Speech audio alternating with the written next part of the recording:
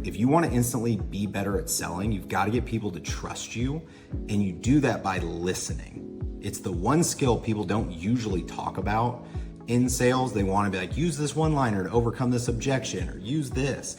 When in reality, like if you do the job the right way, you ask really good questions, you ask follow-up questions, you listen to what they say, and you genuinely care what they had to say, most of these other objections just fade away.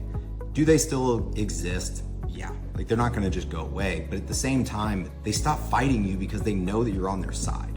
And so here's what that should sound like in a perfect world. If you ask somebody, hey, how long have you been in business for? Don't just go check and next, stop. And if they say 5 years, for example, like, oh wow, what made you take that huge risk 5 years ago and go out and start your own thing? Tell me about it. Get them to talk more about it. It's like, oh, so are you still doing all of this just by yourself, or does anyone help you?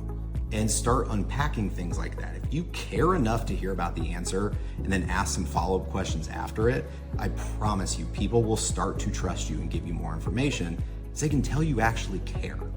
And so if I can give anybody one piece of advice to instantly start selling more, use this rule of thumb and framework every time. If you ask a question, you have to ask one follow-up question based on what the other person said, okay? And here's a little trick that you can use. Imagine you have a piece of paper in front of you, you've got a notepad, whatever it is, and somebody says something to you, and you write that sentence down on your piece of paper, and you look at the words.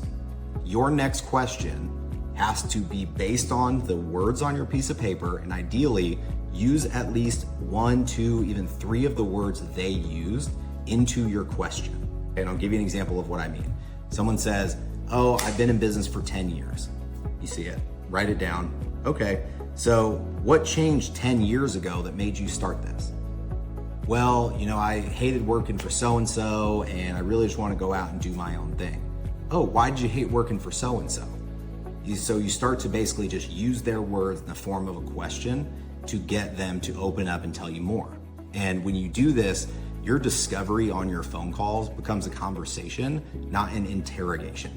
They're very, very different things, and I promise you, your prospects will feel it.